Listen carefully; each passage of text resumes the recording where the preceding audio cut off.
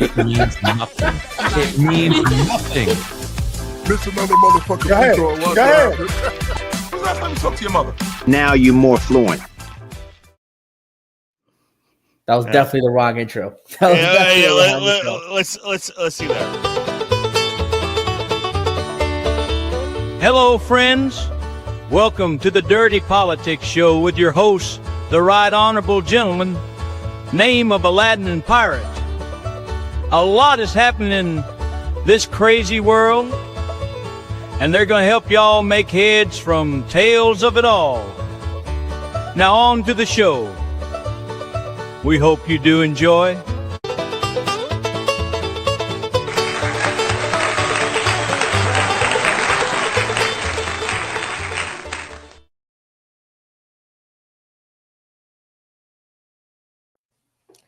What's up, chat? What's up, everyone, man? Another episode of Dirty Politics with your boy, myself, Aladdin, also known as Jalen Carter, and my boy Pirate here. Hey, another good week for politics up here in Canada. Election right around the corner.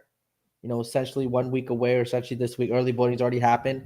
And we have 3 million people who've already voted, which in a country with only I think our population is up to close to 40 million now, and I don't know how many eligible voters, maybe 30-something eligible voters. Decent amount. Good amount for early voting. Is that higher than normal? Oh, yeah. Way higher than normal. We're setting early voting records. You saw our last election was like ridiculously higher than normal early voter because the Republicans got in on the game. Up until now, Republicans have always just waited till election day to go to the poll, you know? I think paranoid. For us, this is probably the most contentious election we've had in Canada over the past couple decades, and definitely in my lifetime. I can't really remember an election with this much animosity on both sides. I mean, usually elections, especially in Canada, in Canada, it doesn't really, like, even when like Trudeau versus Harper back in in 2008 wasn't really like, it was just friendly banter. It was kind of like Bush versus Kerry. Like, it was just it was a friendly, good back and forth, but with a lot of respect for each other's sides and opinions type of deal. Even Obama, John McCain, like that was a very, to me, it got a little, I think that was a pretty friendly campaign. Yeah, pretty friendly campaign. I mean, there were some of the voters got a little crazy, I'd say, but John McCain shut that down real quick, the infamous quip, right? So he was so respectful, and I think that was Canada. We kind of followed that model until this one, especially. Last election was cool. It was a little, but there's always a little bit. You can say in everyone, but this one, which is interesting, because do you think that's like reality or perception? Because we talked about up in Canada, there doesn't seem to be as big of a divide between the parties. But I hear you. Yep.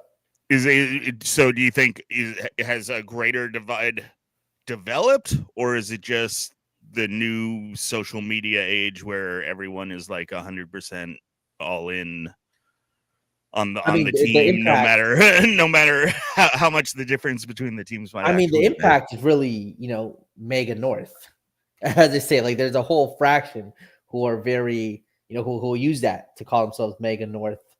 Very much in the Trump camp, and they've aligned. Which is funny though, right? Because like part of being MAGA Canada is being 100% for Canada, so not really being that's for America, right? Yeah, this is the name they're going with. Definitely, it's also because I think over the last 10 years, with the mass immigration, I think that's affected housing prices, jobs, the weak dollar, high tax. Yeah, I was last night. I was kind of surfing through like macroeconomic indicators for countries and stuff, and it kind of caught me by surprise. Canada, they seems like you got some problems. Definitely have some problems. I think some numbers I've seen, the unemployment rate within Toronto. Yeah, I saw your unemployment rate was high. I think it's up around 7 or 8% at this point. Yeah, like I've seen some numbers even touching 9.3, 9.6 in Toronto, but I mean, it's hard to really know which numbers are accurate, but definitely between 7 and 9. I think it's closer to 9 personally. Could be me 9 with the way I'm kind of seeing things. So yeah, it's been tough. You see the job market, the mass immigration thing, very noticeable. Obviously, that's just when you have everything going wrong and you have the immigration thing happening too. Everyone's just kind of people can get very angry. People can get very, like I said, pretentious, whatever the case may be. So there's a lot of anger in this election. A lot of we need change. We need to take Canada back. There's definitely that movement taking Canada back. So it's it's definitely been a very tense election, more so than others. What are the numbers looking like? Who's It's interesting. So I mean, Carney I think leads the polls for a lot of them, up by 1 or 2 points. A lot of them, so essentially a tie. You could get margin of error, but if you see, that would be horrible for the Conservatives, right? Because I was they have to win such a high percentage just to get an even amount of seats. Yeah, they would have to win a higher percentage. It's just because liberals tend to have a well, that had the Conservatives up like 3 points, but still you can still winning lose. like 20 less seats than. It's just because of Ontario, which tends to lean blue, tends to lean red for the most part in federal elections. Just the amount of seats that they have, tends to sway it. While Alberta, which is obviously a conservative province, doesn't carry as many seats. So it's a population thing. So yeah, I mean, but what I'm seeing on the ground, especially social media, you would think the Conservatives are winning by like 70 points. Like it's like in everybody seeing like Instagram with all like the Toronto pages and that, it's like 80-20 Conservative, which is interesting. And then for all the mainstream polls, you see like the Liberals with the 1 or 2 point edge. So it'll be interesting to see how everything shakes out. All those Mark Carney voters are they're embarrassed to share their vote. I mean, no, I think it's a young thing too. I think a lot of people who are voting in social media polls in those meme pages on Instagram, whatever city pages, tend to be under the age of 25. You could say for the most part, under the age of 30, and they're definitely leading more towards the conservative candidate. Really kind of. They don't even bash Carney. It's more so what the Liberals did for the past 10 years, which I'm saying, okay, well, are you voting for Carney or the Liberals? Well, that's what I'm saying, man. That's it seems like, God damn, because the Conservatives were just going to blow this thing out a couple months ago, and it made sense. I was like, how can you guys not be completely sick of fucking Trudeau? And it seemed like you were sick of Trudeau, but then, I don't know. I mean, it's like, we got to say it's a reaction to Trump, right? Because that's what the huge. Yeah, even the Conservatives were up like 50 points. Yeah, I think Jordan Peterson even went on Rogan and said the Trump thing really kind of re-energized in some ways the Liberal Party thing, and the Carney kind of comes in as his new figure. So you can't. The problem is with the Conservatives, what they went on to was always Justin Trudeau bad, Justin Trudeau bad, Justin Trudeau bad. Like that was Pierre's talking point for literally the entire year. Yeah, sure, he was about 100%. But when you put all your eggs on the basket of we can't have another term of Trudeau, and a new guy comes in, it's like, okay, now we got to talk about policy. What are you going to do to fix the economy? What are you going to do about things of that nature? Do you? I mean, I'm sure you see more coverage because you live there in Canada. But the coverage that I see, it seems like Carney is still. It seems like he's doing exactly what the Democrats did, where the whole thing is like, fuck Trump. No, I think Carney just recently yesterday. I see Carney talking bad about Trump like all the time. Like that's his. Well, yeah. One of the I guess big running points that Carney is using now is he's better to handle the situation with the United States with Trump. Trump can't bully me. I'm going to protect Canada type of deal. I'm going to put Canadians first with Trump, things of that nature. So, that's my boy Kyle, man. Welcome, Kyle, to the show. Kyle's big. How you doing, Kyle? Welcome. Haven't had the pleasure yet, but how you doing? Nice to be here, guys. Can you guys hear me well? Yeah, I can hear you. Yeah, that's solid. Awesome. What do you? What are we? So yeah, we were just talking about. What are we talking about? Yes, let the audience know. I assume you're Canadian. Yeah. I'm in Calgary right now, and then I was in Toronto where Jalen is. And then, I run a politics chat too. So we like to discuss these things, get educated, and, make sure our people are not, destroyed. That's basically globally, that's my take, make sure we all live in peace. That's kind of a forgotten take, world peace. That should still be a goal. So, I like to talk about politics and figure out win-win solutions. All right, nice. Well, it's good to have another Canadian up here. I try to keep up with. I think I keep up with Canadian politics about as much as most Americans. But yeah, you got your big election coming up next week, so be good to have someone other than Jalen try to interpret it. So Yeah, it is. Kyle, we were just talking about how, Pierre, when Trudeau was running, he had like, a massive lead, 30, 40, 50 Yeah. points. It looked like it was going to be a landslide for the Conservatives. They're going to win out. Then Carney comes in, the Trump thing happens, and suddenly, it's real close. A couple points here and there. It seems like the Liberals are in the leads. What do you think is the reason for this huge shift of this election becoming so much closer than it was just a couple months ago? Well, I think it's a lack of leadership. There's a lot of like a background noise. Oh, no. In a This is McDonald's cafeteria. right now. I'm using the Wi-Fi. Sometimes Gotcha. it should get quiet to people left.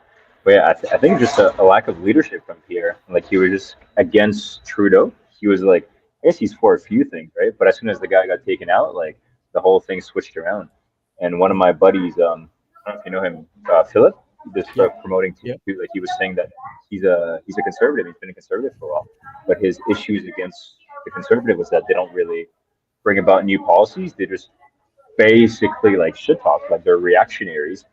And you see how like the liberals did a good play. They just switched their leaders, and Carney has been, I guess, a bit more inspiring of a figure. So now Pierre kind of like, I watched maybe like 20, 30 minutes of the leaders debate, and like he just mostly tried to like attack the guy and shit talk him. Like he was not like, a leader inspiring the people. And as I said, I think we're in turbulent times right now, and the people are kind of like, they need leadership in chaos. So if you have a guy that's just kind of a pretentious douche a little bit, like to strawman him, and then he shit talk people, like I think that's probably like why you see such this catastrophic like turnaround of like literally 30% of the voters, right? So that's my opinion. So Pyra, I will say I think Canadians aren't as receptive to the fluff talk versus I think Canadians want a little more policy than American voters. American voters love the fluff talk, love the back and forth and things of that nature. But I do think Canadians are a little more policy based. Well, and I think the way both of you guys said that, it kind of shows a little bit of like the Canadian and, well, just kind of the benefit in talking about policy is that progressives have over conservatives in general. Because what is the progressive? He's like, hey, I got 1,000 ideas to change the world, change things and make it better, right? Yeah. And generally, what's a conservative? He's like, hey, let's get rid of some of this stuff, and small government. Let's make it smaller. So, depending on people's intuitions, they're going to interpret that as having policy versus not having policy. Where I think it's really just a difference in perspective. So, but it really seems like it's all hinging on the Trump. Like, is it really policy? Because it seems like it's so connected to Trump came in with the tariffs and the 51st state stuff, and just in general races, it doesn't that swing that instant wouldn't to me seem like a major difference in who's putting out the, because what is Carney saying that's new compared to Trudeau and the Liberal Party of the last 10 years, would you say? Has he brought any like new vision or policy proposals? No, he's just taking out some bad stuff. Like he axed the tax. To your point though, like that it was mostly Trump coming in, so that's I see that as the leadership again, right? Like when there's shit comes to fan, you don't want like a dude that's like, just like immaturely shit talking stuff. In terms of actual Carney policies, like I can't think of anything. He's mostly taken all the good stuff that Pierre Poilievre talked about, like reducing the capital gains tax or removing the carbon tax. There was another one. I don't think he's stolen that one yet, but the carbon tax is big from what I read up there, and he got rid of it, or did they say he paused it like he did? He get rid of it. Yeah. Whatever the case is, he did. We've seen a stark decrease in gas prices, right? That's something that directly affects voters every day. You go to the pump, you see gas prices 20, 30 cents less than what they were just a month ago. You kind of feel good. I'm like, okay, I know that immediate stuff. 100%. But I mean, I'm just thinking. I guess what's the sentiment in Canada that like, is it that Pierre would be buddy with Trump and America, or kowtow, or what's That's the all shit. discussion on as far as like the tariffs and the U.S. Canadian relations, and which guy is coming off I looking think like that there's a what? bit of a fraction within the conservative voting base. Half say Trump's our friend, America's our friend, respect what Trump's trying to do, work with and be friendly. Like I said, because the MAGA movement really did. I'd say Right. half the conservative are very, very fond of that. While the other half are like, hey, we're our own sovereign nation. We're Have some Canada, pride. Canada first. Yeah, so it's a little bit of But split. then Well, 100% of the liberals are yeah, like, liberals are kind of just like, screw Trump, stand up for Canadians, we're our own sovereign. Yeah, so there's a little more, unitedness, you could say, amongst the liberals in that issue versus hey, shout that versus the conservatives, who there is a bit of a fraction. And I think with Carney though, Carney has talked a little bit more about his kind of financial policy or economic policy. I mean, he even broke down again what he did against for Pierre. Pierre put out his economic plan. Carney just basically called out and said, basically to put it in terms, Pierre's an idiot. His numbers don't add up, and anybody with a basic understanding of finance could see that Pierre's making up numbers. He's making up, the deficit magically disappearing in this many years when the numbers don't add up. So again, that's just something where he looked at Pierre's plan, brought out the numbers, and say, "Is that it? Is that the one where he said, or no? Maybe that was the one that kind of looks like similar background." But yeah, so I do think Carney responding directly to Pierre's, policies, it has been effective.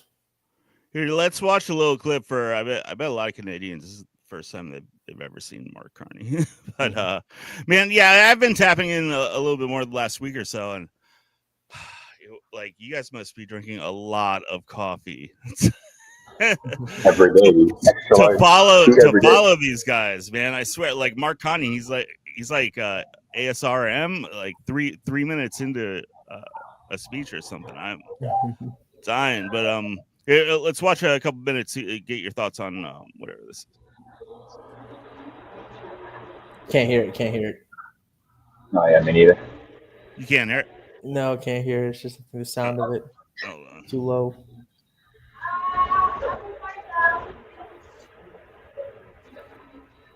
I will say the police, I think, just recently endorsed Pierre, which is big for them because the crime wave that we had. So, that's the police. Yeah, like the police. People? Yeah. The police endorsed Carney? No, they endorsed Pierre. Yeah. Yeah. I don't know whether it's like they're the union organization, whatever the case is, but they came out and endorsed Pierre. Yeah, which is obviously I think because the crime situation and people being let out too easily on bail, which I do agree. I do think people are being let out too easily, especially with the break-ins, car thefts, things of that nature. So whether that shifts any voters, we kind of have to wait and see there. One abstract. Go on. Sure. I've been reading a book. There's a book called Willful Blindness by this investigative Sam Cooper. It talks about like how, a lot of the Liberal Party and stuff in Vancouver has been letting people try to do some money laundering at the casinos. Like, I definitely recommend you read that book. And I guess Pirate 2, if you're interested, like it shines a lot of light on, on the high level what's going on with this stuff and the crime. It goes like, the crime we see on the street is a result of like lenient policy and basically greed from some of these government officials that literally make some money off of it. So it's pretty crazy.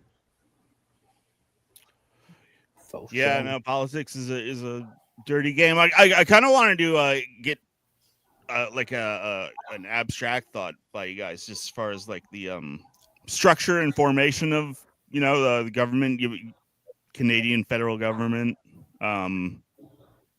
versus the republic we have here. Because I was thinking with this election, how much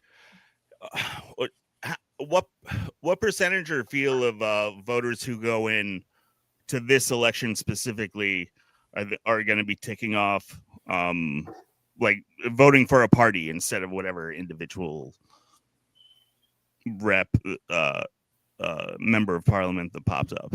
Like how much of the voting in Canada do you think for the federal elections is person versus party? Yeah. That's I think for the conservatives, a lot of the conservative vote right now is Liberals been bad for 10 years. I'm voting conservative no matter what.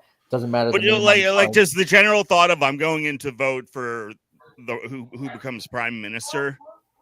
Like, I do think, because you're actually casting your vote for your local, exactly, your local right. member, So right? I think so it's when you're rare. casting that vote, how many of the people do you think are like, oh well, I'm really voting between Pierre and Carney with this vote? Yeah. What do you think, No, like Kyle? 90%. 90% of Yeah, like people 90 voting. or 90%, if not more. Yeah, I actually worked the election polls, and the local person is some random dude like Alex Humphrey or some stuff, and then Mhm. a lot of people are like confused, like who is this? But you see from the Conservative Party, so like the actual members of Parliament, I don't think have very little impact. Like they're basically no names. Some of them are starting to have like YouTube channels and put out some content and actually build a base, but no, it's basically like even more than 90%, maybe 97%, like Pierre versus Carney. It's very rare for an MP to who's able to create a brand for themselves outside of the federal candidates, right?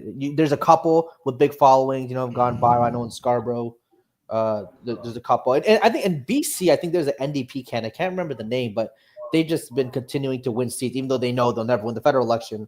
They have a very strong group of people who believe in that individual and continue to vote them in. But for the most part, like Kyle said, I do think like 90 to 95% of people are voting on the top of the ticket versus their local candidate. Yeah, so I was just thinking about how that affects like the actual structure of your federal government, but because it seems like it's like a sticky situation you run into Parliament, right? Because it's like you're part of this small district where what's the average vote count for it's a riding, right? So it's like Riders, the ones that it seems like it's a couple thousand. Or I mean, I've for seen each riding. Right? for MPPs. I want to say a little. It could be.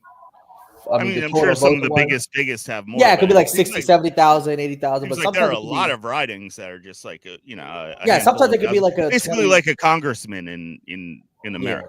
Yeah, it could be like a 20,000 person total vote. But so that's kind of funny. So it's like it's set up to where you go and you vote for what would seem to be your local representative, but in all intents and purposes, you're voting for the party with that.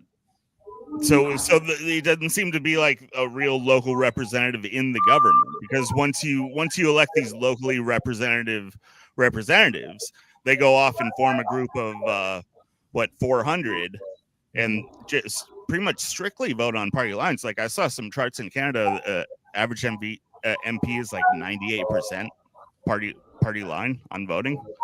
It is a lot of that at the federal level. I mean, if you want change in your kind of riding, that's provincial politics, right? I mean, your MPPs in provincial politics can do more for your city, your neighborhood, versus at the federal level, it's the actual impact they have in their riding is probably not going to be as significant. So provincial politics, I think people might vote more for the person on the actual card versus federal. The top of the ticket probably matters a little more. So How do you think that? Yeah, Kyle. Yeah, how do you think it could be changed? Because I think that's a phenomenal point, actually. Because yeah, it's really just these two big blocks of people, and there's like fringe parties that are starting to come in, like the People's Party of Canada, there's now the Canadian Future Party, Green or whatever. But like if we had actually hundreds of voices, literally discussing points, I think that would help a lot. Because it's just really two two dudes talking, and yeah, David or Alex or whoever it is here, like I don't think anybody knows much about them. And I'm just thinking, as far as the federal government runs, it seems like there's a void in the actual advocacy for the district. Like in America, we have the congressmen. They go there and they represent their district and form the big old Congress. And we have representatives of the state, and then you vote for. So, like when we go in to vote for Trump or Kamala, we're not considering our local representative is out of the picture. We can just strictly vote for the leader.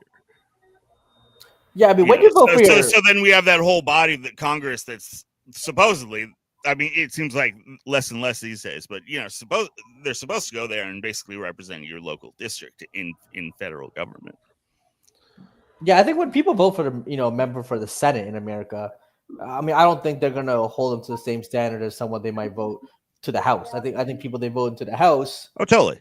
Yeah, but what I'm saying, I guess, is there's more like cross-party voting.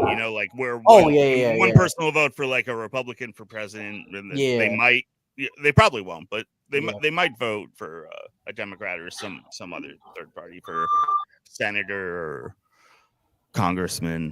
There's more voting on party lines, I'd say. But I mean, you guys, it's a lot. You guys just have so many more members in all these places that America is still a lot of voting on party lines with a few rogue agents, right? It's for the most part people within the conservatives and liberal movement take away the Marjorie Taylor Greens on the right and the AOC wing Democrats. Everyone else kind of falls in line except for the couple few who are more in the progressive or there's a lot of I always thought like Congress and Parliament, that's where you go to send your local wing nuts, like the drunk guy at the bar. If he's funny, he could be a congressman.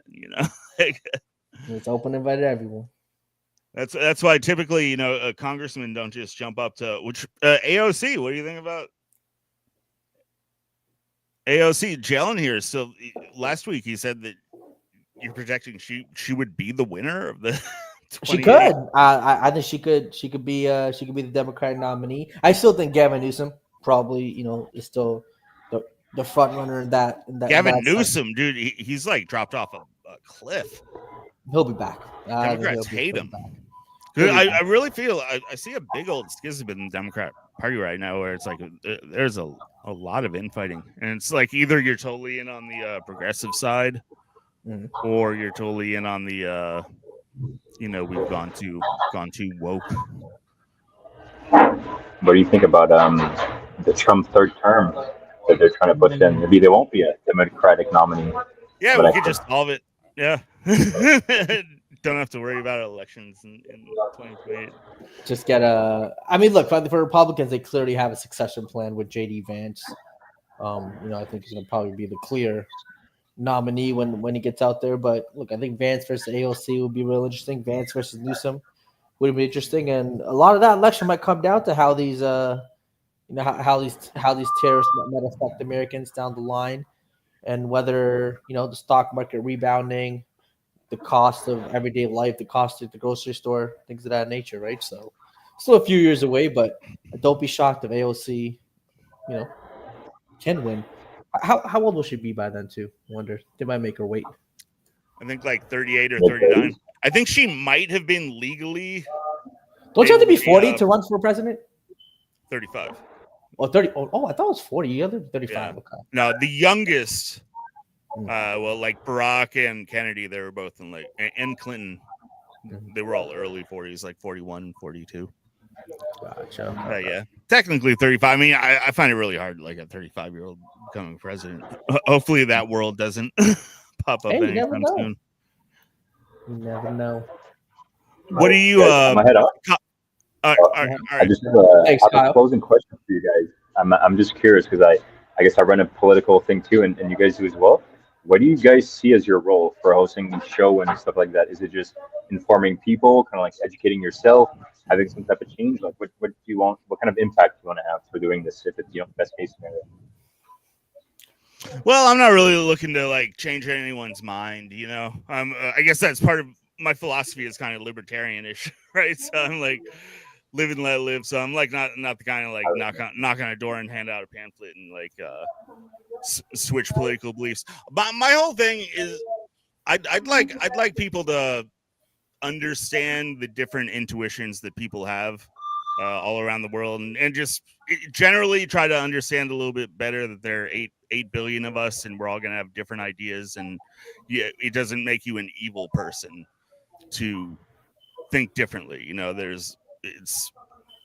We're all gonna have different perspectives, but most of them come from an intuition that is good and trying to do the right thing. And our different brains come up with different solutions to problems. So I think understanding for the other side is something I guess I probably like to spread most of all. Yeah, I'm on the same boat with that. Of you got Pirate here who's pretty conservative. And me, who's pretty liberal. Yeah, I smell Nazis with Pirate. So, we could have a communist and a Nazi here get along. And speak two different sides, can be friends, and not just yell at each other saying you're evil, you're trying to destroy this country, you want to kill babies, you hate women. You just see all these things that people just. And I think actually these days that's really hard to find. Like I'm a news junkie. I absorb news from the whole spectrum, but that's mainly because there's really very few places you can go that will give you more than one side of it at this point, man. It's so hard to find. It's like even if you find someone who's genuinely trying, they're gonna have a bias, and there aren't that many shows that truly have counterpoints that are agreeable enough to try to advance a conversation beyond the step one ad hominem. And when they do have conversations, sometimes it's a lot of gotcha. Like let me get a stupid liberal or stupid conservative versus someone who's really informed, intellectual, and make the other side look bad. I really believe firmly in like lying and omission is just as bad as outright lying. And I just see that like virtually at any news source or channel you can think of, if it's like strictly right or strictly left, they're knowingly leaving out so much information in all of these arguments back and forth, and keep their identity. That makes sense. Yeah. All right. Well, thanks, guys. Yeah, keep posting the show. I think it's good to spread thanks for popping up, man. Thanks for posting. All right. Thanks, Joe. Talk to you there.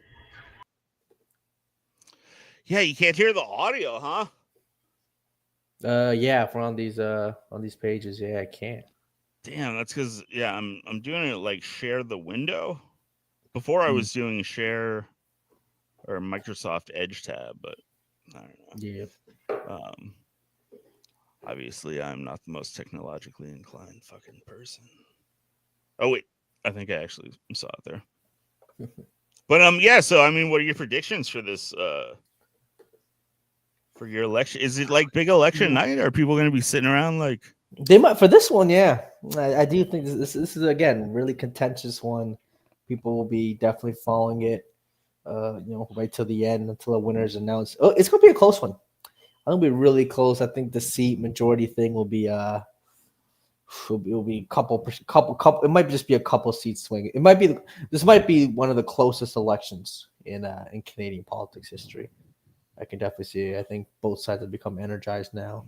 Want to see it, and looking back, it would be the biggest comeback in political history from what I've seen. For Carney to jump in the race that late, down so much the Liberal Party, and to even have a chance would be crazy. And if Pierre loses this, look, his political career has to be over. In Canada, it seems like you pretty much just go away when you lose, right? And never. Jagmeet's been around. Jagmeet's been around for a couple. Has he been beat though? Yeah, he's ran the past 2 times, right, as the NDP leader. Hasn't really made any strides. Oh yeah, of that nature. But he won his seat. Yeah, he won his seat. Yeah, so he'll probably. I'm saying like, once you lose your seat, it seems like. Oh yeah, once you lose your seat, yeah, you're pretty much. It's kind of tough to come back in that sense. But party leader wise, right? Once you lose, it's kind of tough to come back. Yeah, because like other than Trump, you don't really see a guy lose and come back. Even a leader of the party, like what leader, like what person that ran and lost the election come back? Trump. Yeah, other than Trump, that's all I think of, right? So all kinds of people. I guess Biden ran plenty of times. Biden's run like 17 times. Yeah, I'll give him credit for that. We gotta give him credit for that. To run that many times, lose, and finally win it. That's actually a really big rarity too. Let's see the crisis. Can you hear that? Plan meets no plan, and we have that plan for Canada Strong. And it may be the case that Pierre Poilievre and President Trump's allies here in Canada don't like our plan to stand up to the U.S. president. He seems to believe the bell tolls. He seems to believe that the best way to defend ourselves is for Quebecers and all Canadians to fend for themselves. He seems to believe that we should go along to get along, and that the best way to get through a crisis is to keep our heads down, to give the Americans what they want and hope for the best. That's not what will make Canada strong. There are so many phantom numbers in that platform. But let's start with the approach. With respect to $10 a day childcare, with respect to dental care, farmer care, the approach is, if you already have it, you can keep it, but no one else can have it. So we have two types of Canadians. I thought a Canadian was a Canadian is a Canadian. In our country, that is the case. There's a phantom growth that comes from the sky in his platform that arrives and changes his numbers. That boy is hard to listen to, man. Hey man, like I said, I like my I mean, in a great world, politicians are boring. You like this the Boring. silent Cal approach? Yeah, it's Calvin Coolidge, one of my favorite presidents. He was a very boring guy. Yeah, I mean, it'll be a close one. It'll be a close one. We'll be following along, and but you know, I think Bush, like what Bush said or Obama said too, the sun will rise.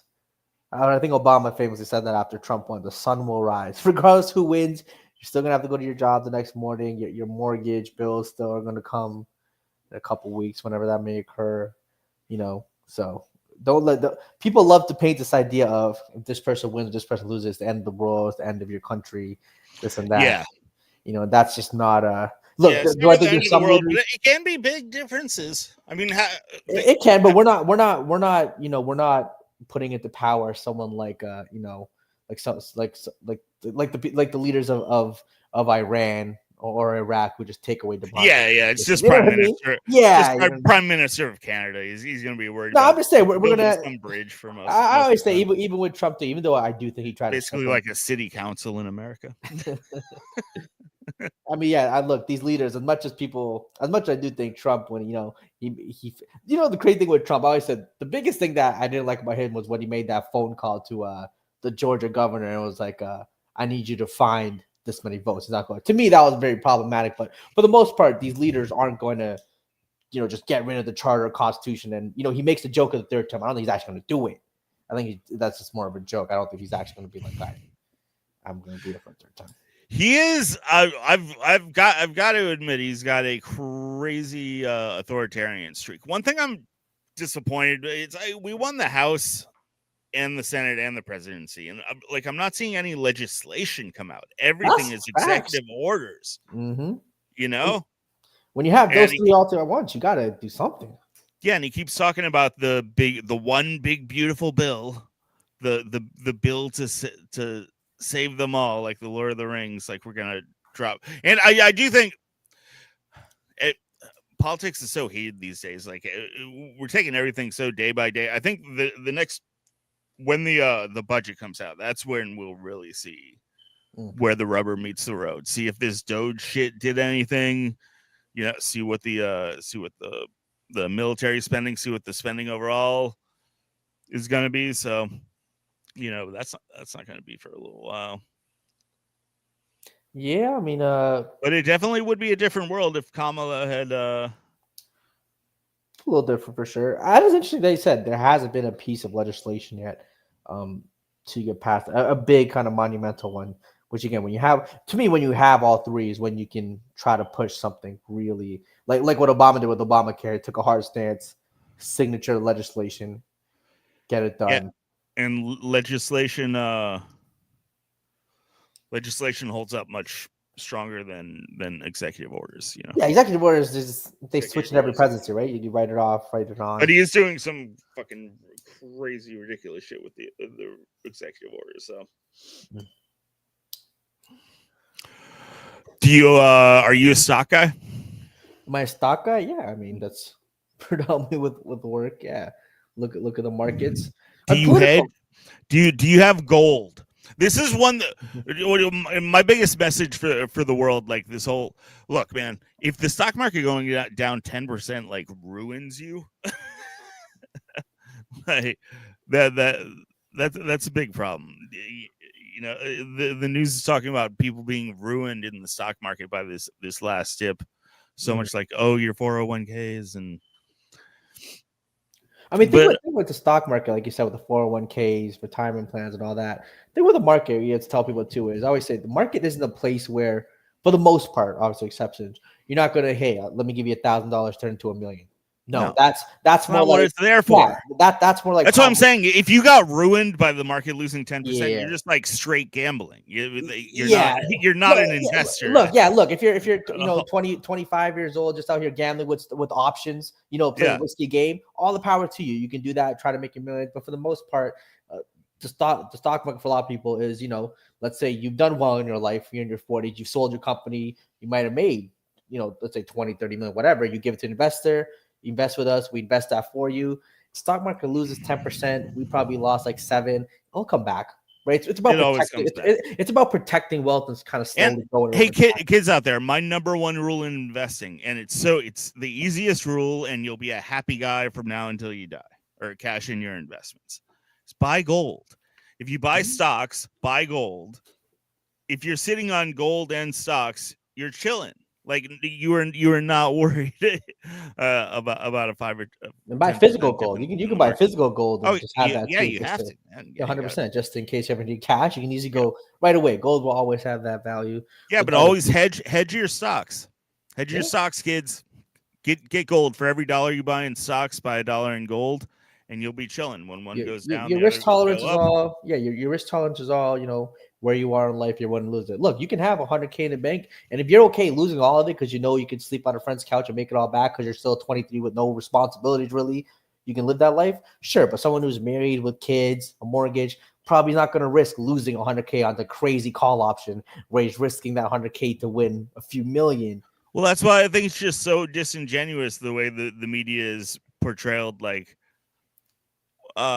what's actually not a very big dip in the market when you consider all the crazy news that's flying around, Sure, I mean, but that's it's really just a loss of the gains over the last 6 months. Like, I mean, the media's always done that when a president is, regardless of which party, if Republicans are president and the stock market is down, the liberal news sites will harp on it.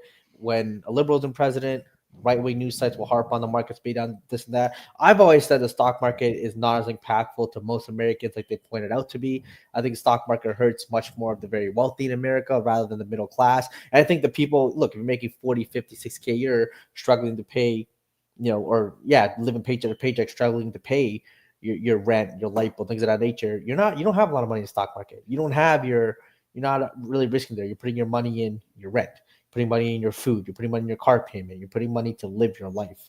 So yeah, no, absolutely. And that's why I think it's so disingenuous that well, I mean, I'm just watching too.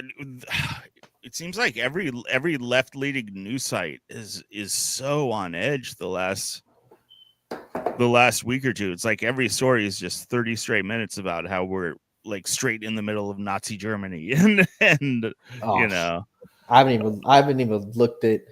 I don't know if I've watched a news clip from a right or left wing source in a while. So mostly kind of YouTube videos, Twitter. No, but even those, it's like whoever you're watching is a person. I guess I haven't seen too many radical outbursts, but maybe I'm just following more people who try to be in the middle. You could say. Yeah. I don't know. Yeah, that's good. Let's it seems like so. Yeah, the title of the show we did. Do Democrats have a platform? What's your general impression of the Democrats where they are right now? Like, I think right now, what's going on with the Democrats? Right now, it's definitely just trying to how can I say this? Trying to make Trump's policies seem problematic. It's more about attacking Trump's policies, saying, "Hey, have your egg prices gone down? How's your 401k doing? How?" Just trying to throw sticks at some of the problems that have occurred, which I think is fine when you're just kind of when they just got elected. There's still a couple years to the next election. Just kind of attacking the president, attacking the party, what they're doing, and seeing some of the things that haven't turned out the way they should. Attacking that, I think, is fine. In terms of the overall policy, in terms of the overall base policy, what's need to do moving forward. I mean, I think it'll be a similar thing that comes to every election, or they should focus on it more. One, forget, for the trans issue got to go. Don't bring that up. Talk about it too much. That's to me, I that is quieting down. So Can they? Such a hardcore of the Democratic Party is like so tied to that stuff. Sure, but you could say for the past few years they have been, but I think they've learned. I think, look, I think a lot of these politicians are hopefully not stupid enough to make the same mistake twice. Go back to, like I said, you go back to universal healthcare push. A lot of Americans like that. The concept of that, people be against it, sure, but most Americans love it. The idea of everyone having, access to quality healthcare without having to pay for their own pocket, great stuff. The abortion, but you just throw those always like, a winning issue. God, so it's like it's just like, I agree. What I'm seeing out of the Democrats now is like 100% just kind of like spitballs in the cafeteria, like you guys got to keep throwing things at the president. Yeah, critique mode. It's like daily 100% for sure. I'm not seeing any platforms or ideas. I think that's what they need to do to, like, you could say the spitballs. I feel like the spitballs like would take care of themselves. Whether if Trump's doing well or if he's doing bad, people are gonna see that, But it seems like a lot of their internal talk that I see among the strategists and stuff, there's this schism between the progressives and the middles, but most people say that they need to start giving a platform and advancing some idea, some reason to vote for a Democrat other than they're not a Republican. Hey, and I don't see any of that, even in the I think in all of it, even in like the oligarchy speeches, like it's 100% Trump, fascist, Nazi Germany. I hear you. Look, I think more of the policy stuff comes later on. I think when a president is just there, you have to just attack.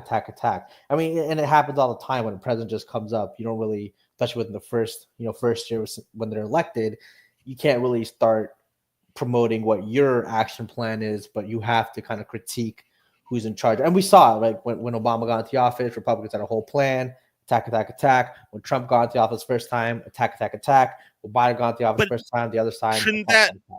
Shouldn't that come? I feel like that should just come organically, because it's like, okay, I'm a politician. It's like, sure, you throw the spitball at Trump for what he's doing, but then if you're a politician, shouldn't the immediate follow up be, yeah, but we should be doing this instead, X, Y, and Z. I mean, yeah, do I think it'd be but good? Like I don't see any of that. I just see a lot like, hey, like we've got, we need to handle the border differently. And it's like, well, you had 20, 30 years to come up with some idea, and you still can't articulate what this different, better approach would be than what's going on. You know what it is? I think voters' memories are so short term in a lot of ways that if Democrats put in some, great ideas now, by the time voting starts, it might not hit as much. So I think the attack, and then close to the voting period, you come out more with the platform. I think it's a little more effective. I think both parties kind of realize that. Yeah, I mean, I agree, but then I'm kind of also going off of, well, we just had the election. There wasn't really a platform there.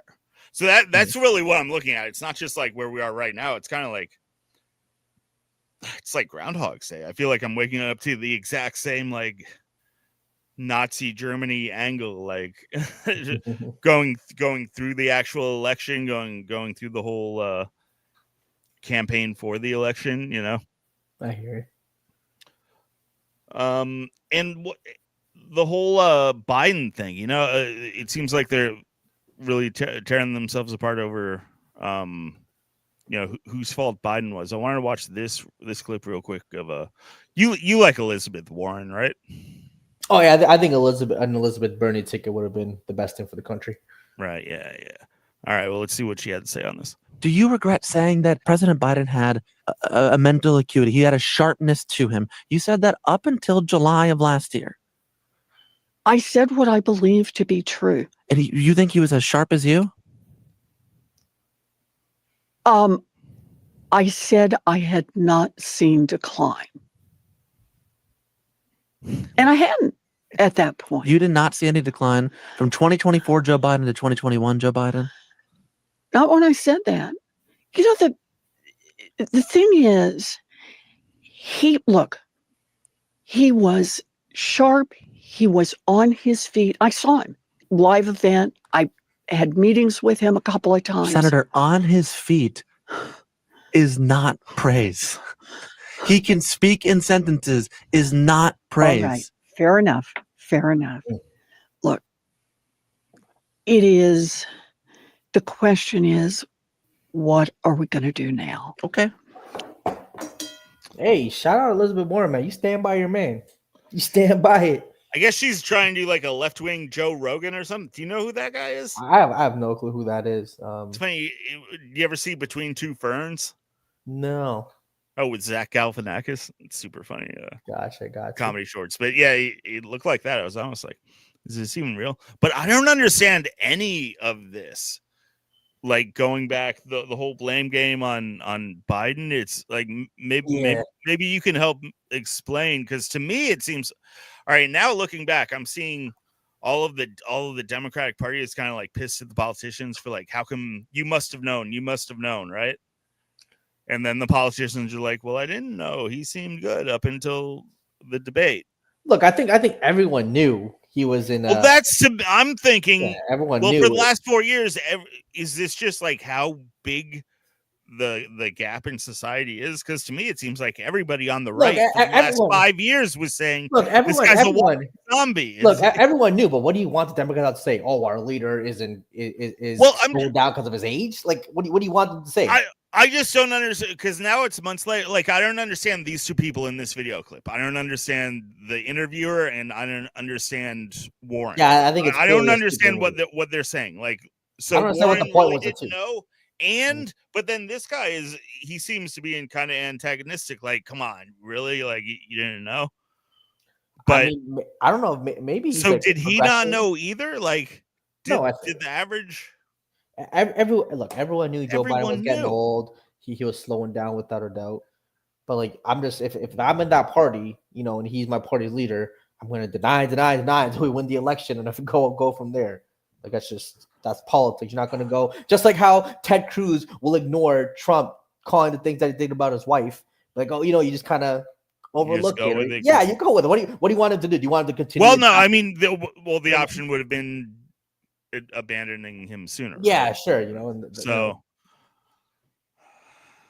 that's just rocking a hard place, I guess. I mean, yeah. I don't know, but it's like, because I didn't really notice any like drastic difference at the debate.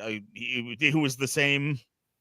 He was like a bumbling zombie the day before the debate and the month before the debate. Yeah, I mean, we all knew the whole time. He's been, it was slow for a while. I mean, even when he ran the first time, especially because both of us have seen Joe Biden in his younger days, when like he was a fiery dude yelling. Yeah, everyone has, but people tend to forget. You know what I mean? People just tend to forget. And but how could you? I couldn't forget. It's not a matter of forgetting. It's just every time that he was on TV, I could see a walking zombie. Like, I mean, look, all of his speeches. So I just find it crazy that people were like writing books and their huge exposés and like finger pointing and.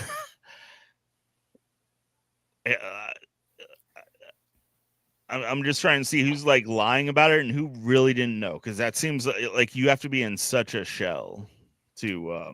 No, I think everybody without a doubt knew, but you can't come out and just attack your captain. You know what I mean? That's just how the rules go. I'm not going to come out say my captain's declining.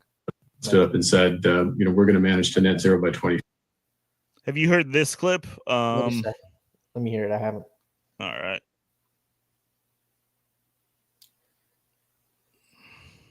Stood up and said, we're going to manage to net zero by 2050.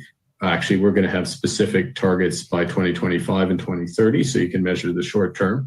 They don't say this quite as loudly, but what they're also saying and thinking, and we're going to make a lot of money off of this, because actually this is the way the world's headed. I mean, I'm not sure exactly when we get there, but to be carbon competitive is going to be value creating.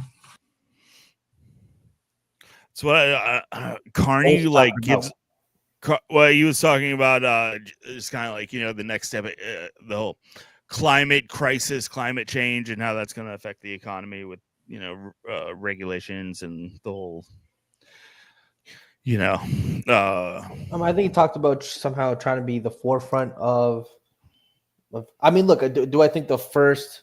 Look, I don't know if a lot of solar panel companies are making big bucks because people are getting on that wave, really starting to use it, especially some of these. Well, it's because there's a lot of subsidies. Like I know here in right. California, there's so many rebates and shit. That's what it is. Because I've seen a lot of these companies just start up, and the amount of revenue they're generating, profits, pretty insane. So, hey, if you want to start up a solar company, it's time to do it right now.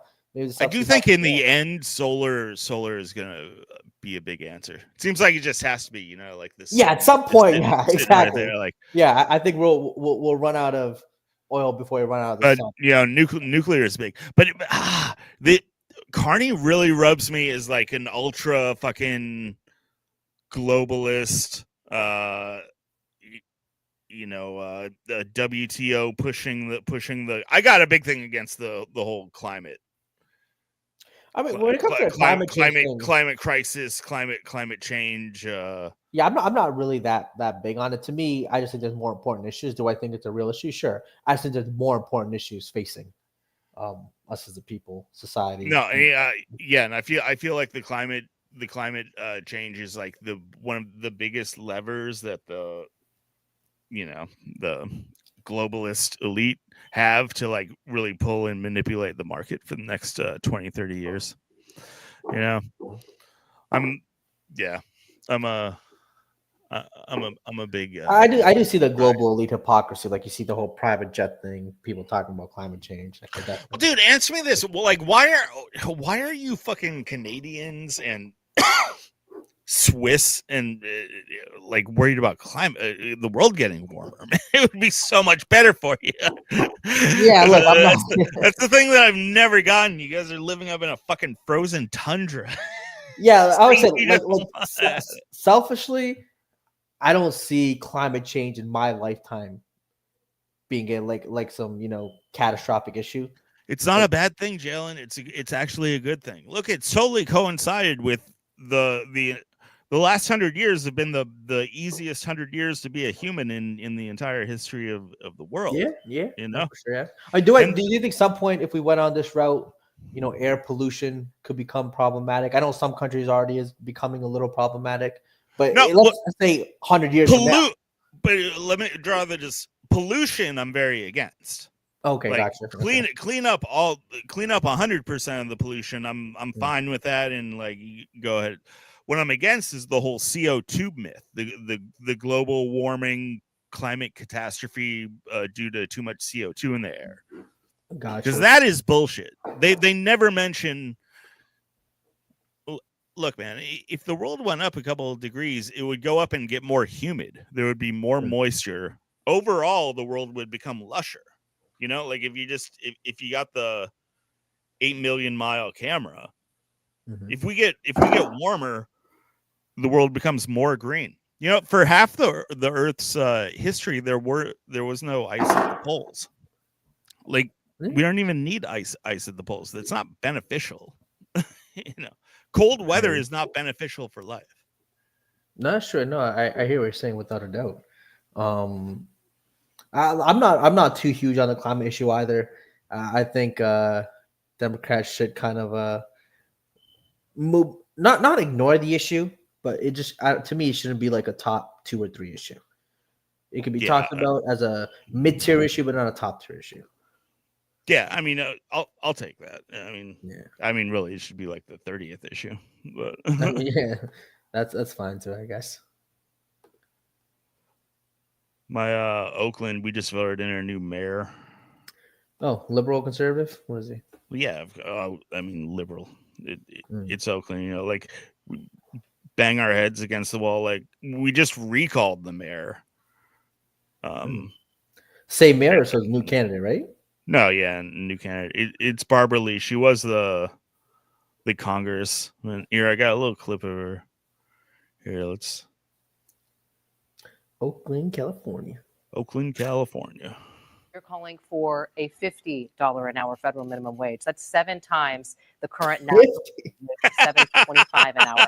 Can you that would be economically sustainable for small businesses? You have 60 seconds. You please explain that. First, let me say I owned and ran a small business for 11 years. I created hundreds of jobs, benefits, retirement benefits, also healthcare benefits. I know what worker productivity means, and that means that you have to make sure that your employees are taken care of and have a living wage.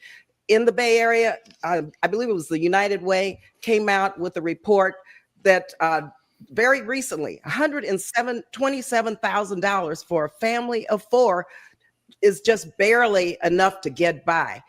Another survey very recently, $104,000 for a family of 1, barely enough to get by. Low income because of the affordability crisis.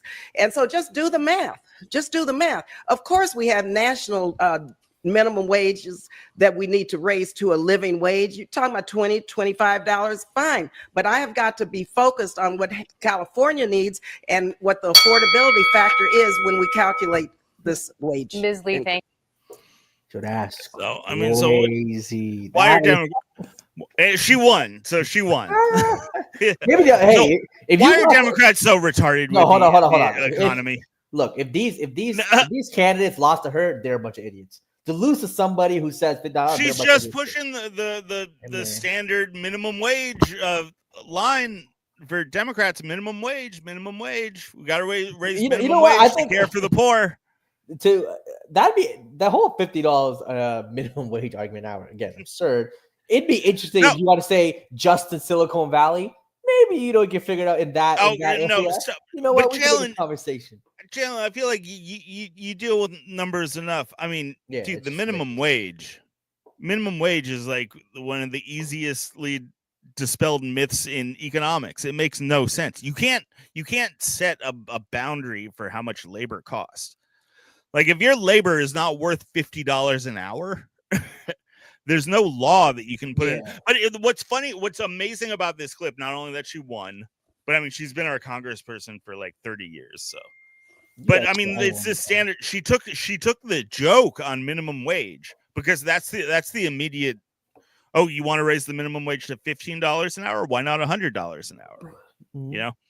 And so the immediate joke that you can't explain, and she fucking ran with it and made it her yeah, look, as I've become more educated on the whole minimum wage thing, I will say in America especially, I do think it has to be a state-by-state thing. I just think different states. Well, that too. So much. Obviously, the economies are so vastly different. Exactly. Yeah. So but different. But beyond that, like the concept of minimum wage, seriously, is just retarded. It really makes no sense. I do think. To protect, it makes no sense. I think to protect workers, you're not protecting anybody. How many people in America you think are making minimum wage? I don't know. I'd have to look up the number. I have no clue. It's tiny. It's like 1%, 1% or 2%. Well, I'm just saying, if you don't have minimum wage and people are desperate, it's not logical. Here, let me pose this question to you. You're 18. You just got out of high school, and you're going to school. And I offer you a job where I got a warehouse. You can sit in the warehouse. I got a TV set up. You can watch the TV. You can study all night. I got a fridge with some Gatorade in it. Help yourself. All I ask, pretty much once a night, a call is going to come through where you got to talk to this guy for like 5 or 10 minutes. Gotcha. Other than that, I need you there for 6 hours a night, and I can give you $5 an hour. I mean, who is the state to step in and say that voluntary transaction shouldn't be able to, if it benefits the student and it benefits the guy running the warehouse? What? Because I mean, that's the thing. You get to take advantage of a student who clearly would need the money. Sounds like a sweet deal, obviously, right? But also, that's actually a decent gig for this person's situation. He's like, all right, I can make $30 a night and only work for like 10 minutes and take care of my studying, And I'm basically just chilling. I'm studying. I'm watching TV. I make $30 a night. It's less than the legal minimum wage, but it's like I'm actually making like, $150 per minute invested in the job. You don't see how without a federal minimum wage, workers can be taken advantage of. I mean, give you a scenario: someone No, loses their because job, that's they need to make some money, and the guy's like, "Hey, I'll pay you $5 an hour. Come work on my store." You're so desperate, you need to. well, if you're so desperate, then that means that situation is beneficial to you. I mean, But the market regulates itself. That's why I'm saying so few people actually make the minimum wage because the market regulates itself to like what you do is actually worth something.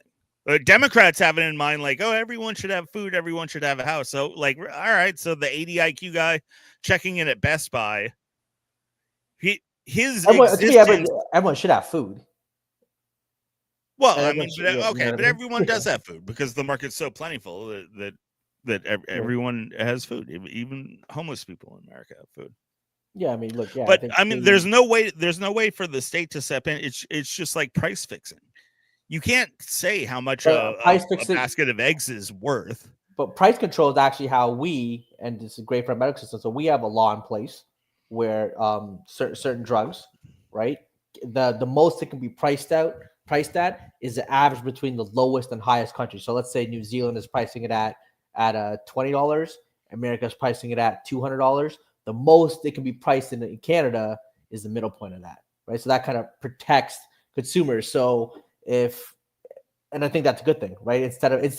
So not having those protections is how America has those overinflated. But I would say even in a situation like that, whatever price that medicine is at is not. It's not due to that price fixing scheme. Like your economy has to have the ability to absorb the product at that price, whether or not it's being regulated to like exist. Sure, but it also protects other companies from overly ripping but off. minimum wage just doesn't work like that. Look, it's like if you're making $15 an hour right now, and your boss thinks that you're worth $15 an hour. If the state comes in and just says, no, actually he's worth $20 an hour, I mean, it's just going to price out jobs that aren't actually worth. I mean, up in the minimum wage, it's going to up in the minimum wage. You know, for small businesses, usually the cost does get translated over to the consumer, and the consumers have to decide whether that cost is worth it for them to still buy the product and keep that business in a. I guess I'm saying it doesn't, because again, like people are being paid on average a huge spectrum far beyond what the minimum wage is. And that's because that's the equilibrium of the actual value of the labor. The market regulates itself, you know. So yeah, you can't just set it for X amount, because what you're doing, you're not creating anything. You're just eliminating all the jobs that exist below that have value below that. Like if you set it at $15, you're not creating anything. All the people who were worth $15, they're still going to have a job. It's just the people that were doing things that aren't worth that much per hour. You're just eliminating that. Like, that's what, if you set the minimum wage for $100 an hour tomorrow, that would be ridiculous. What do you think would actually happen? Would people start making $100 an hour, or just all the jobs that are below right now making $100 an hour? You just wouldn't be able to have those jobs. I mean, obviously, a lot of those jobs would just go MIA. But I mean, that's obviously a drastic case. But if what is minimum wage right now? Federal level. Federal is super low. I think it's like $7. Yeah, it's like, okay. I mean, if you brought that up to $12, I don't think it's going to have any change. No, but like you were saying, it will in certain corners of, let's say, Alabama or Mississippi. I'll be sure. Yeah, I don't know what they're doing. You know, maybe they're plucking worms out of the ground or some shit. Aren't? Yeah, I mean, I do think that federal. I mean, like what you said. I think again, the number. I would assume 90 to 95% of Americans are making more than $7 an hour, or $7.25. If that's that's what. Yeah, but no, 99 point something. Yeah, you know. So yeah, that's the case.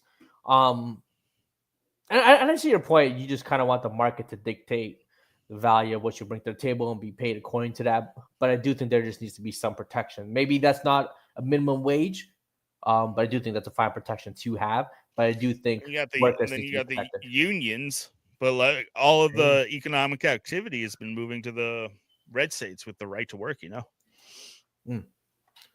limiting the union's power. I know you guys got way more unions up there than we have quite and we definitely have quite a few unions. But hey, look, a lot of companies are stopping or not really happy with unions either. Like Amazon's Amazon, they hear unions about to start, they'll be like, see ya, that building's out of there. They don't play no games. Yeah, because I mean it's a plus or it's plus or minus. It's a and look, unions here, I think especially for our postal service, they get overpaid crazy. Yeah, no, I feel, generally union workers tend to get really overpaid, and it doesn't. People coming right out of high school like get paid like $20 an hour and then go up all the way to like 40, 45, and then start complaining when they're making 40, 45 with the skill set that, again, a 17-year-old dropout could do, respectfully. Yeah, and then once you're in, it's like, you can't even you can't get fired unless you do something. Yeah, crazy. So they're not, when the young guys come up, it's hard to break. Unions are only good for people who are in the union and the union. It's not like it doesn't raise all. Do you think unions differ between like blue collar work and let's say like a union for lawyers? You know what I mean? Like I think it's different. Well, yeah, it's obviously going to be different somehow. I mean, I guess I would say in America, the biggest contrast would be between like the UAW, the United Auto Workers, right? Mm-hmm. They're the biggest blue collar. And then you got your fucking the teachers union, which is actually the teachers union is the biggest, most powerful. Our teachers union I think Canada's teachers union is one of the strongest unions in the world. I don't think you understand. If you look up Canadian teacher salaries. No, dude, I completely. It's all around the world. In America, but America, you guys have some teachers making pennies. We don't have it like that here. You don't understand. Because they're not worth half what they're actually making, even if they're making pennies. Like because the teachers union is so powerful. I've seen like in those Virginia, like I said, middle school teachers making $35,000 a year or whatever. Because they suck. But I'm just saying here. All right, I'm saying here though, they're making like 120. Yeah, making like Canada making like 120. The teachers union is no joke here. That's ridiculous. But you probably got a lot less teachers. I wonder what your teachers are like. Teachers per capita. Yeah. Probably. Yeah, we should look that up. I mean, what average class size? I know. Look, we got a bunch of fucking. And look, shout out to teachers though. They do a lot of great things. I do think. No. I got love for teachers. The after school stuff, the coaching after, they do a lot of extra work. They're fucking up this generation. They wake up, they go sit and read story time to a classroom of fucking kids, and then they come out. And then they come home. No, dude, I grew up with like half my old high school friends. They went off to become teachers, and you come home so pretentious because you're spending all day in a room full of fucking 60 IQ kids, so you develop this complex like you're so fucking smart. You're a teacher, and every day you're like by far the smartest person in the room. I've had some great teachers. I don't want to camp bash teachers too much. I've had a couple of good teachers. Yeah, and I do think they had a couple of good teachers. I've had teachers who spent money out of their own pocket to make the classroom experience. But I'm saying the good teachers that I've had, I think we're going back like what's the whole structure of education and everything. So I think they would succeed in like they would just be a good teacher. They don't need the teachers union and the. Oh yeah, I've had a couple of teachers who had like education to be good. Yeah. I've had some teachers who left like big paying corporate jobs because they just kind of wanted something a little more lighter. They enjoy teaching. They enjoy high school. They enjoy teaching high school kids. Like I had an accounting teacher. Shout out Miss Fitzpatrick, and then she left like a high-paying corporate job where she could have been making $200-300, upwards $400K if she stayed there, a ton of money. But she chose to teach her, like probably to spend more time with her kids too. You know what I mean? Things of that nature. Teachers feel very entitled, and they get the summer off. They never mention that. They never mention that when they're talking about how much money they make. They never mention. I also get fucking a quarter of the year off. Yeah, seeing that check hit every 2 weeks in the summer must feel nice. That must be nice. Yeah.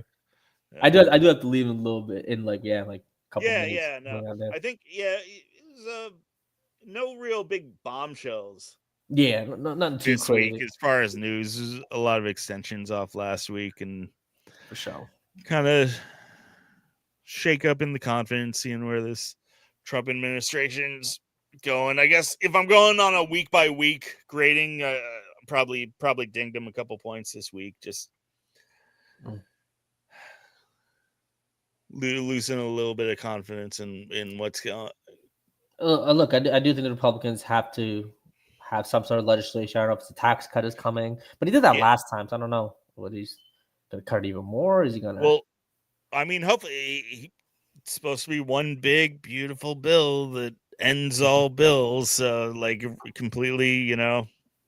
That's just not how politics restructures. Like, or the American system, there's not one bill that's going to fundamentally change. I mean, look, there have been some big ones. Reagan's tax bill was a big one, monumental. Yeah. I mean, Dwight D. Eisenhower had quite a few things that he did. Eisenhower was a great president. Yeah, the whole highway system. Where would we be without that? Infrastructure is crucial for. I've always said this. I've always said this about countries too. You know, a lot of the charity work people do in underdeveloped nations, whether in like Asia or Africa, some of those countries, like with food and water, building schools. Those are all great things, right? People need that for sure, without a doubt. I think there needs to be literally charity set up where you build infrastructure in that country. If you really want those countries to be self-dependent, there is. Infrastructure is the biggest thing. Exactly, infrastructure so people can build businesses. You know, they can build. Well, is it the biggest thing?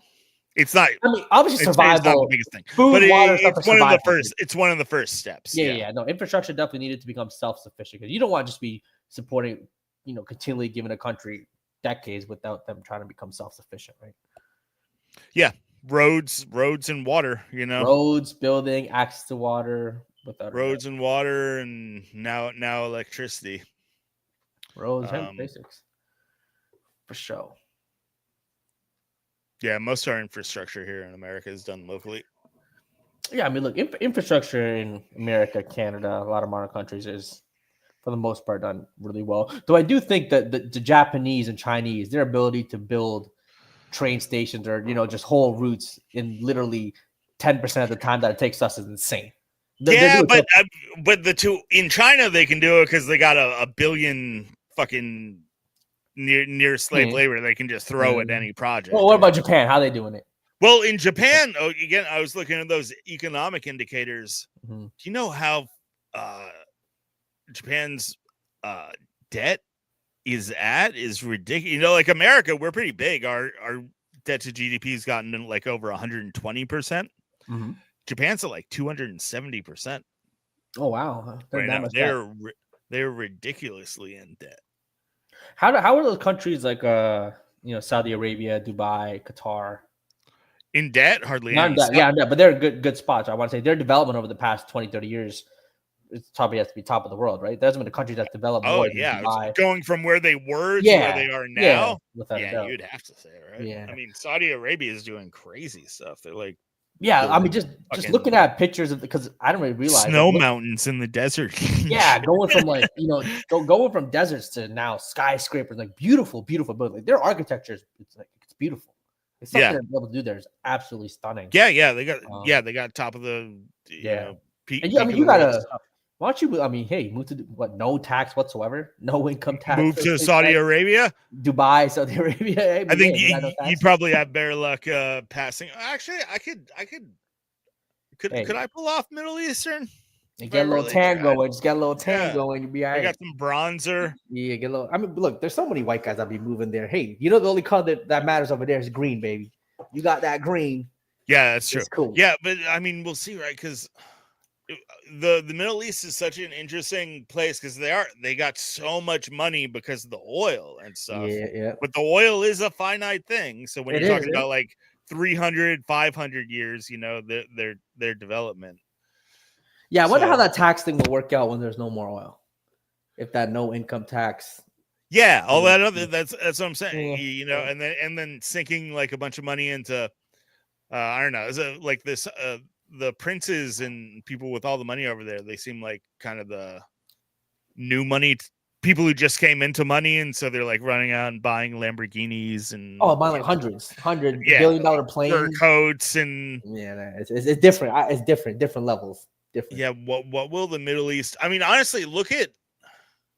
They're so lucky that there's so much oil there, because think about where the Middle East was at the once the age of exploration came, or well, like right before having gasoline actually meant anything.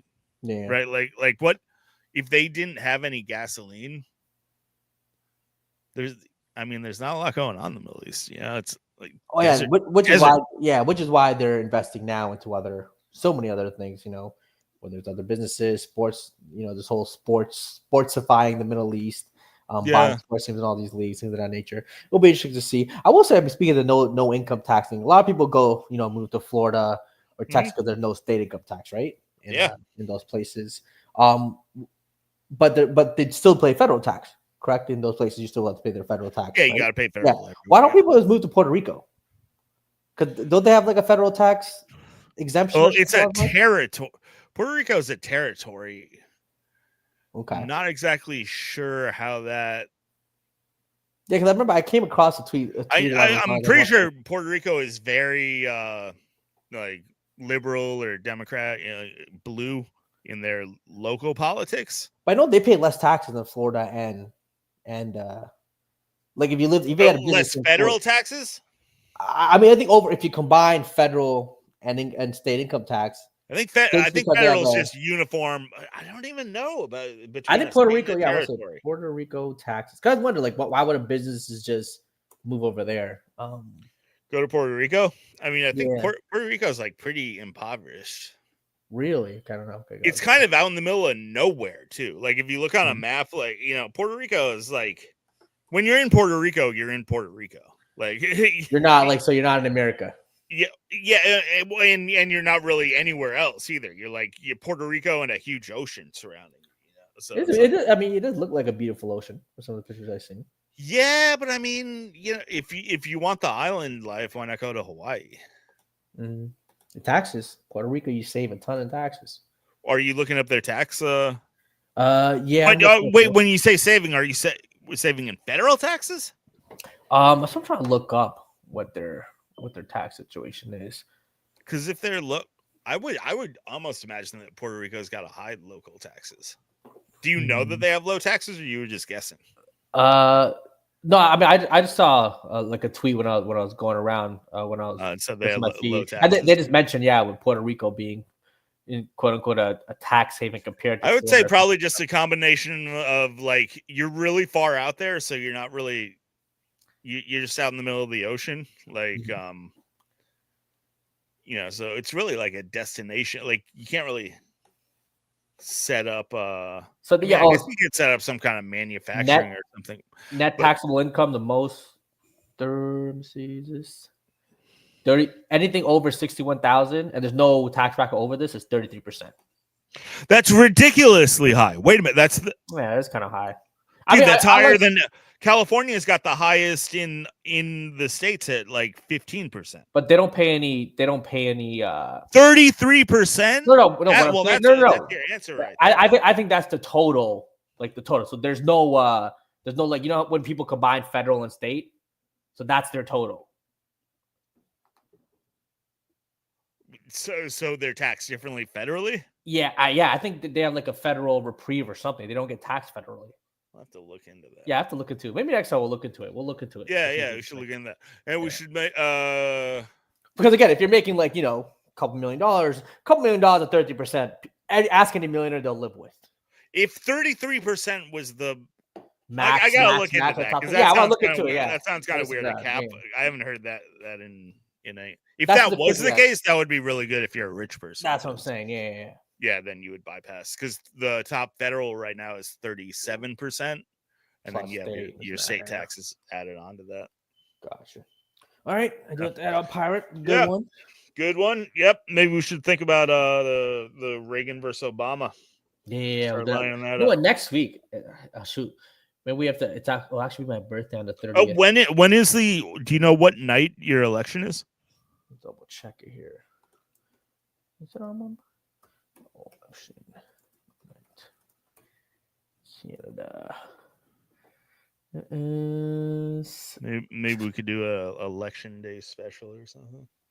early 28th, April 28th. So what's that? What's today? The Is 23rd. Monday? Next Monday? Yeah, Monday. Yep. Possibly, yeah. Message. All right, yep. Either that or we'll be talking about what just happened. That'll be interesting. See who wins, see who gets the seats. Mm-hmm. All right, everybody. Good seeing everybody, and thanks for tuning in. We will check you out next time. Take it easy. Oh, Canada. Put on a suit, drink water. Don't drink and drive. Hey, man, call your mother. It means nothing. It means nothing. Nah, they lying to you. It's about the money. Now you're more fluent.